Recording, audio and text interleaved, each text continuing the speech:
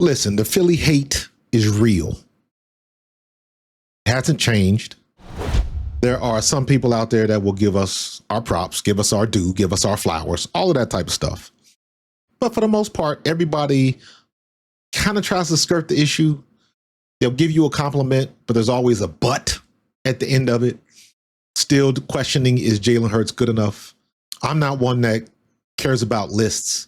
If you want to put Jalen Hurts in your top 5 or your top 10 or whatever list you want to come up to, my answer is yes.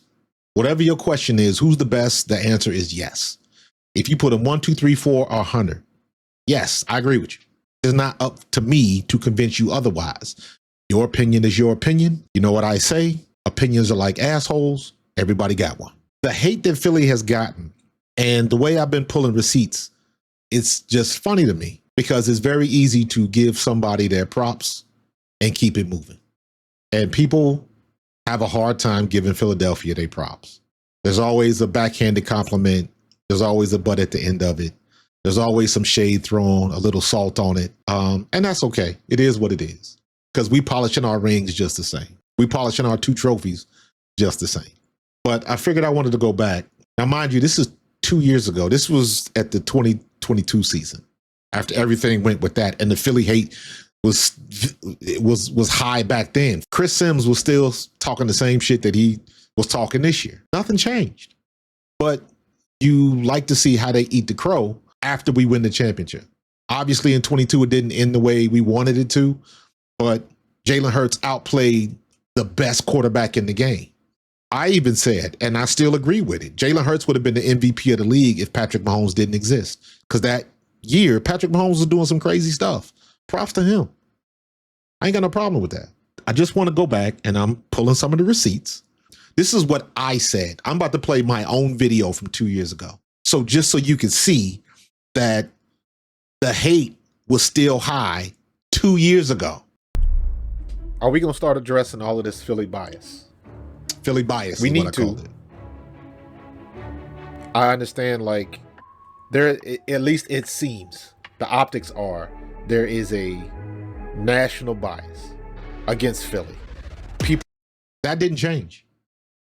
Every week, folks was giving you reasons why we couldn't win, why Jalen Hurts wasn't the guy to do it. There's no way with this quarterback you could take it to the ultimate conclusion. People are so reluctant to give Philadelphia their due. If you're an athlete coming out of Philly, there's always an asterisk. There's always something why they don't want to give you your props.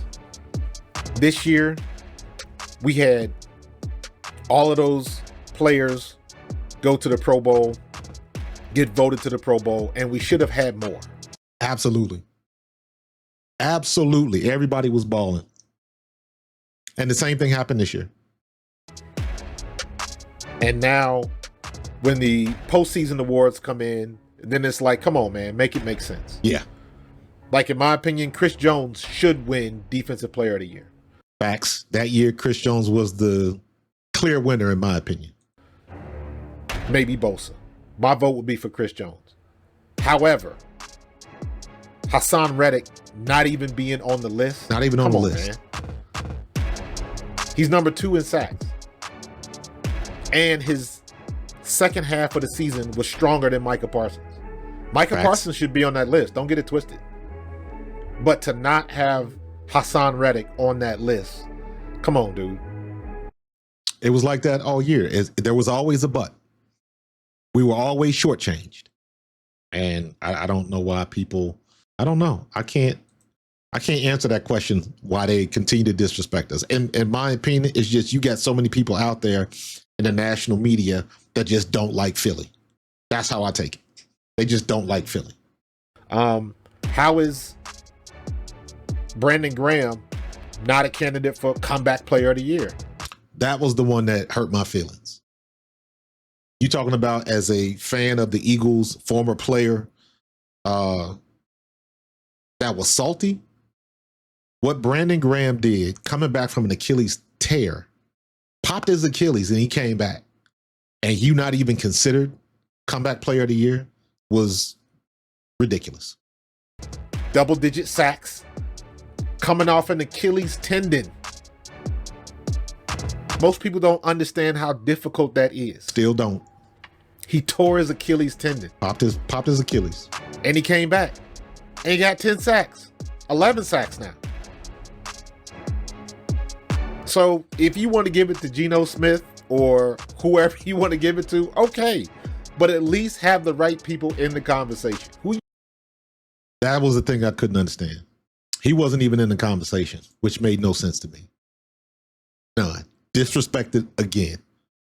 And I don't like why. Again, coach of the year. Coach of the year. Sirianni has to be in that equation. He should have been in that equation. He should have been in the equation this year. But for whatever reason, getting to the Super Bowl just doesn't, everybody's got to like you. That's what it seems like. The hell with what you do on the field. The hell with what you do with your team. If everybody don't like you, automatically you can't be on that list. Because that's what it seems like. Because, again, just like in 22 and just like this year, Sirianni ain't even on the list. That's some bullshit. Has to be in that equation. After that 23 the year, fact that he to go from worst to just first means that folks either dog. willingly left him out or they just not paying attention. Yeah. Because if you take anybody on that list or any other coach and give him our situation with our record, they're automatically on the list. Absolutely. You take any other consideration and you give them the record, or you just transfer what Sirianni did to them, and it's a slam dunk. And he doesn't get that. He doesn't get that grace. He did it the hard way. The defense was in shambles. He got the right guy.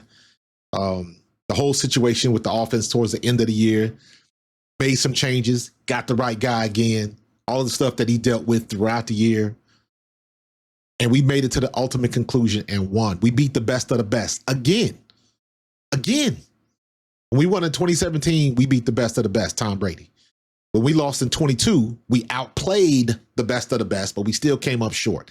This year, we whooped their ass. We put belt to ass. We demolished them, demoralized them, humiliated them, embarrassed them. They hadn't scored a point for 3 quarters, and they got 2 scores in mop-up duty. But coach has nothing to do with that at all. Now, this guy, we talk about him all year, Chris Sims. You see people like Chris Sims, like he gets on his tangent and just refuses. You ain't got to like what we do, but you're going to acknowledge what we do. Got to respect us, man. Because everybody, I won't say everybody, people like that are the media heads that are spouting out all these opinions. They want to give a little bit. At some point in time, there will be a clip of Chris Sims and Cowherd and all these other people that just heap a little bit of praise. But for the most part, they want to deny. Then, when we're at the situation that we are in, being the Eagles, we're about to play to go to the Super Bowl. Everybody's going to go back to that little bit of praise that they heaped for that 10-second clip. And they're going to say, well, you see, I always picked them. I said way back in. And it was, no, you didn't. Yeah, and they still do that today. Cowherd does that a lot. And I like Cowherd. I'm saying that, and I like Colin Cowherd. Been listening to him a lot. Like his stuff. Been listening and watching him for years. But what he does is all of that rhetoric, and you saw my old video when I was pulling receipts. Cowherd said a lot of stuff, and it's like, man, they flip-flopping like they tossing pancakes. And they got all of this negative stuff to say, and they put that little nugget in of positivity and then go back to the same hate and the same trolling and just throwing the shade. But they always put that little nugget in there. And when the Eagles win, they always want to go back to that little nugget just to say, you see, I knew it way back when. You forget all the other context that they gave you about how we couldn't win. Because can you imagine, just in your mind's eye, can you imagine the stories they would have told if we would have lost that game? Told you Jalen Hurts wasn't the guy. He's okay, but he's never going to be the guy like Patrick Mahomes. Blah, blah, blah. He wasn't ready for Spags. He couldn't pick up the blitzes. All of that stuff. Can you just imagine the conversations that would have been had if Jalen had lost that game? All of the I told you so's and I knew it and there was no way he could have. All of that conversation. Just imagine. It's not anything new, but it's still frustrating and it's kind of infuriating, man. Just give him his props. You know what I'm saying? San Francisco, we go into the big game. We're reaching the goal that every team strives to be at, strives to get to.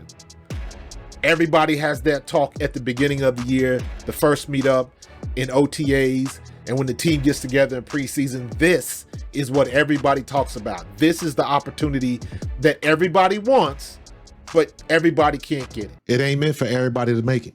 It ain't meant for everybody to make it. And I love it how even when we did what we did, even when by just ultimately destroying Kansas City, all of a sudden the narrative gets switched and, well, you should have beat them with the team that you had.